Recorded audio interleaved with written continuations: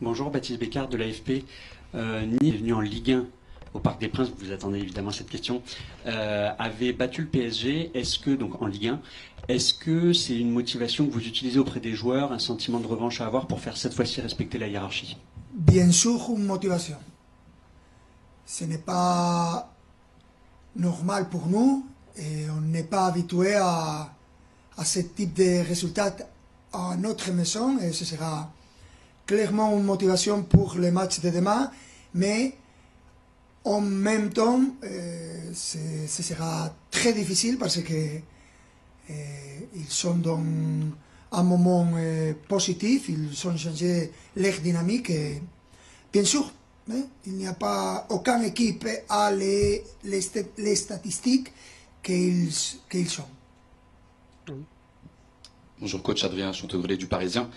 Vous avez parlé après le match de Lorient d'un manque de rythme, Vitinha avait parlé d'un manque d'intensité. Pourquoi est-ce que c'est compliqué pour vous cette saison en Ligue 1 d'avoir la même constance que la saison passée, la même détermination? Parce que c'est la vie comme ça, c'est le football. Il ne faut pas être préoccupé sur ça.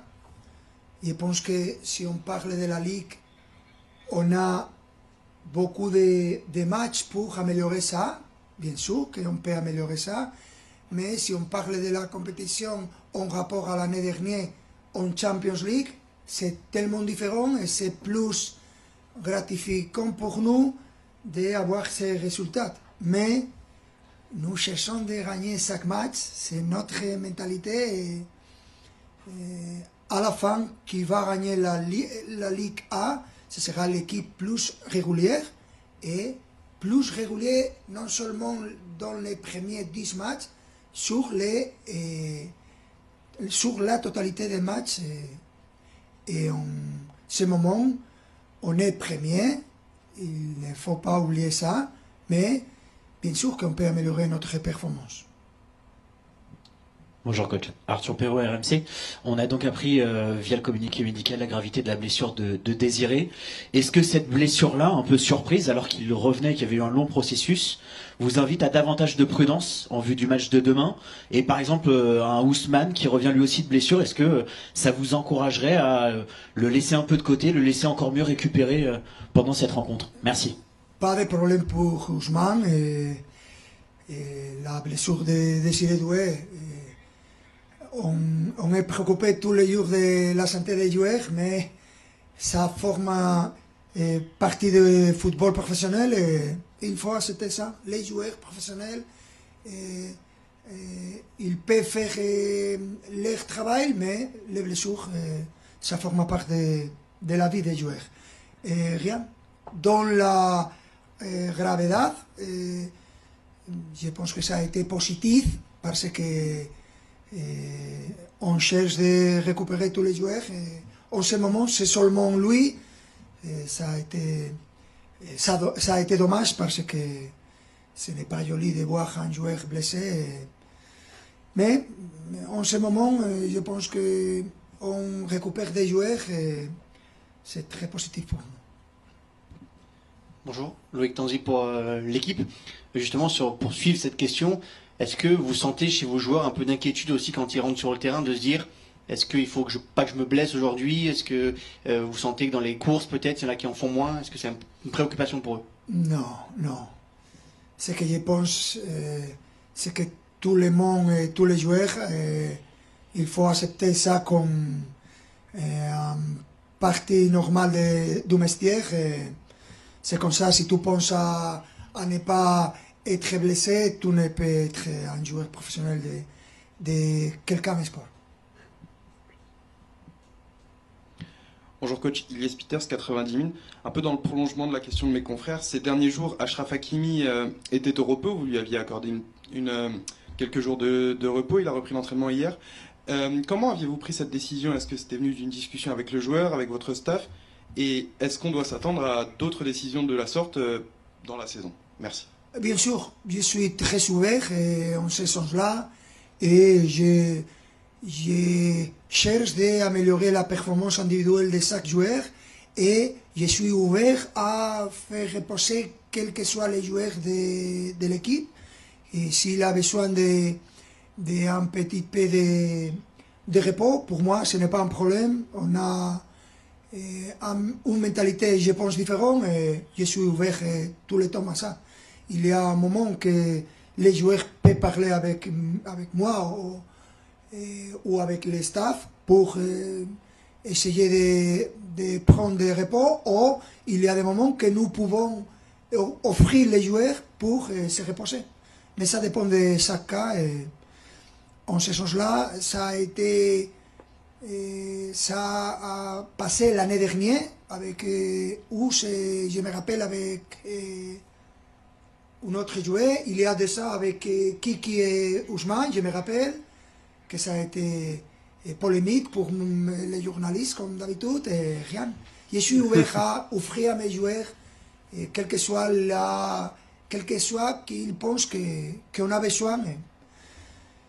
Rien de problème. J'aime comme les joueurs arrivent au travail avec la sourire, avec l'envie de jouer au football. Et ce n'est pas important d'avoir un match de repos 3 jours, 7 jours. Ce n'est pas un problème pour moi.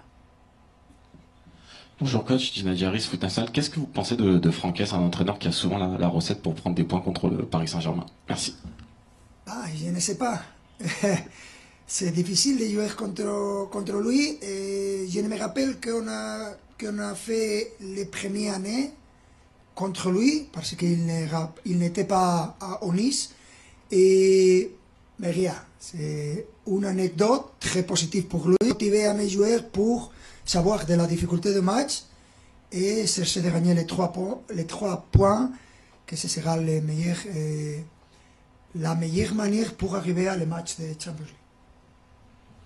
Bonjour, Paul Tellion, la chaîne L'équipe. Une question un petit peu décalée, on est le 31 octobre. Juste, c'est quoi votre rapport à la peur? Est-ce que vous avez la peur de l'échec, la peur du succès, ou même est-ce que des fois vous utilisez la peur dans les discours d'avant-match? La peur? La peur. Contre qui? Contre vous-même, contre l'échec, contre le succès? La peur. La peur, c'est un mot particulier. Avoir peur, c'est intéressant si tu essayes de confronter la peur. Hein? C'est ça courageux. C'est que pour nous c'est important.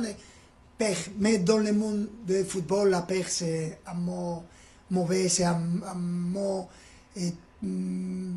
négatif. Et nous cherchons d'essayer. Respect, peut-être.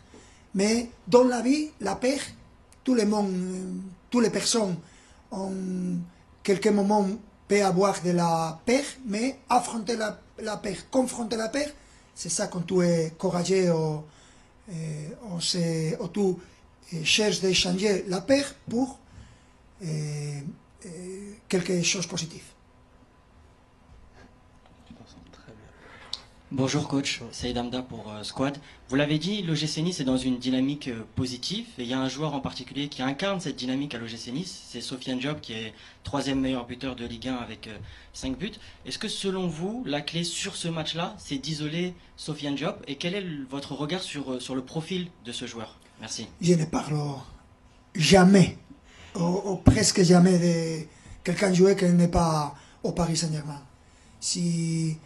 Si on parle de Nice, Nice a commencé la saison non de manière très positive, mais les 3 derniers résultats, ils ont fait les résultats, ils ont de la qualité, et ils ont quelques difficultés dans la compétition européenne, mais ce que je dois penser à préparer les matchs de la meilleure manière, et on aura des difficultés, et ce sera un match serré, parce qu'ils ont été de cette manière les 2 dernières années, mais rien de particulier. Normalement, pour essayer de faire quelque chose d'important au Parc des Princes, ça ne dépend d'un joueur, ça dépend d'une équipe.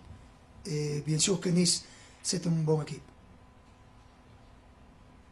Bonjour coach, milieu de Cap PSG Community. Pour faire écho à la question de mes confrères sur les blessures, en prenant de la hauteur, je voulais parler avec vous de l'anticipation. J'imagine que vous et vos équipes, vous devez toujours constamment anticiper les choses. On s'aperçoit que même quand vous le faites, c'est compliqué. Donc comment vous faites pour travailler avec votre staff par rapport à l'anticipation et toujours anticiper ce qui pourrait, les éléments qui pourraient survenir? mais ça dépend d'un monde de trucs. Ça dépend de beaucoup de choses. Nous cherchons de planifier et de penser à ça, mais il y a beaucoup de circonstances différentes qui peuvent être importantes et tout normalement fait un schéma et essaye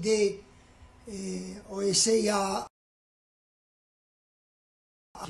tout le temps parce que ça dépend du match, ça dépend de le physique de chaque joueur, ça dépend de l'âge de chaque joueur, ça dépend de beaucoup de variantes. Ce n'est pas facile, mais c'est le métier, c'est le travail d'entraîner, non seulement de moi en tant qu'entraîneur, sinon de tous les entraîneurs de les équipes de football, non seulement professionnels, et aussi amateurs. Bonjour coach, HLH pour BRFM. Depuis le début de saison, on a senti une animation collective défensive qui semble être un peu plus en difficulté. Est-ce que c'est lié au fait que vous avez modifié quelque chose cette année, comme vous cherchez systématiquement à améliorer votre équipe? Est-ce qu'il y a un paramètre en particulier sur lequel vous souhaitez travailler, mettre un accent dessus? Ou bien c'est simplement la vie comme vous aimez si bien dire? Si je suis honnête, je dois dire que je suis plus content cette année del métier défensif que l'année dernière. Mais dans le football, il y a des moments où tu ne pas prendre les mérites et tu ne pas prendre les résultats que tu mérites, mais en ce sens-là, je pense qu'on a amélioré la manière que nous défendons et je pense que on a concédé plus de buts de ce que nous méritons et je suis content. Je pense qu'on est en train d'améliorer ça, mais à chaque fois tu dois analyser tout et je pense que pendant toute la saison, on va voir que